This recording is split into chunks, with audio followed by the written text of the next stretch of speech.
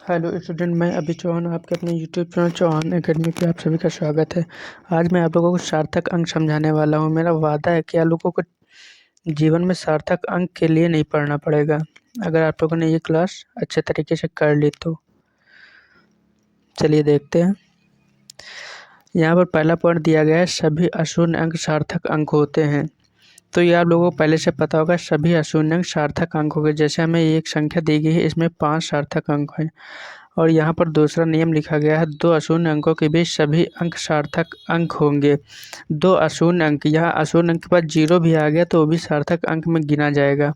और यहाँ पर भी 2 अशून्य अंकों के बीच 0 आया है, उसको भी सार्थक अंक में गिनेंगे। चलिए तीसरा नियम यहाँ पर देखते हैं, बिना दशमलव वाली संख्या के अंत में सभी शून्य सार्थक अंक नहीं होते हैं। इसमें कोई दशमलव नहीं है, तो यहाँ पर जो है इसके अंत में शून्य जो होंगे वो सार्थक अंक नहीं होंगे, इसलिए यहाँ पर सिर्फ 2 सार्थक अंक होंगे।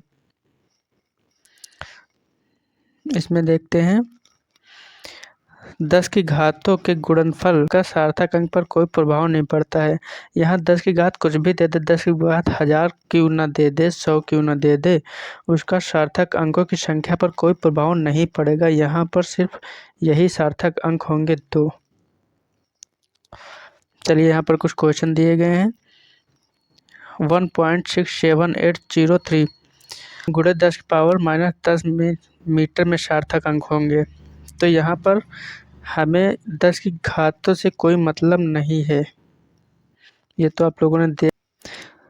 यहाँ पर इस संख्या में 10 की घात का कोई फर्क नहीं पड़ेगा। यहाँ पर 1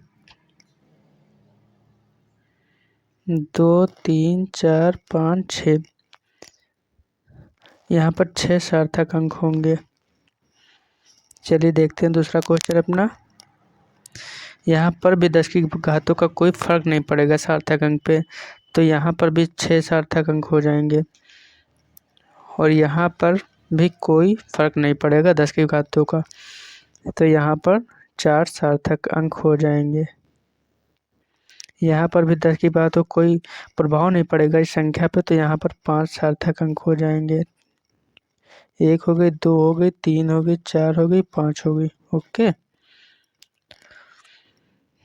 चलिए देखते हैं अगला नियम। यदि दशमलव बिंदु के पहले शून्य अंक है तो दशमलव बिंदु के तुरंत बाद शून्य अंक को छोड़कर सभी अंक सार्थक अंक होंगे। चलिए देखते हैं किस प्रकार होंगे। ये हमारे सामने क्वेश्चन दिया हुआ है, यहाँ पहले शून्य है, फिर दशमलव है, फिर शून्य है। तो ये क्या कह रहा है कि दशमलव अंक के पहले अगर शून्य अंक है ये वाला, तो दशमलव अंक के तुरंत बाद शून्य अंक को छोड़कर सभी अंक सार्थक अंक होंगे। तो शून्य अंक छोड़ देते हैं, यहाँ पर 2 सार्थक अंक हो जाते हैं। यहाँ पर हमारे सामने कुछ दूसरा क्वेश्चन कुछ इस प्रकार है, 0.007284, इसमें सार्थक अंकों की संख्या पूछे। यहाँ पर ये तीनों जीरो छोड़ देंगे और यहाँ पर 4 सार्थक अंक हो जाएंगे। और इसी प्रकार ये देखते हैं, यहाँ पर 1 0 2 0 छूट जाएगा, बाकी सब सार्थक अंक हो जाएंगे। यहाँ पर 5 सार्थक अंक हो जाएंगे। चलिए यहाँ अगला नियम देखते हैं। यहाँ अगला नियम हमारा कुछ इस प्रकार है, यह दशमलव से पहले कोई अशून्य अंक है तो दशमलव के तुरंत बाद के सभी शून्य सार्थक अंक होंगे। दशमलव के पहले ये अशून्य अंक है 8, जैसा कि आप लोग देख रहे हैं 8 है, तो इसके बाद के शून्य अंक भी सार्थक अंक में गिने जाएंगे, तो यहाँ पर 4 सार्थक अंक हो जाएंगे।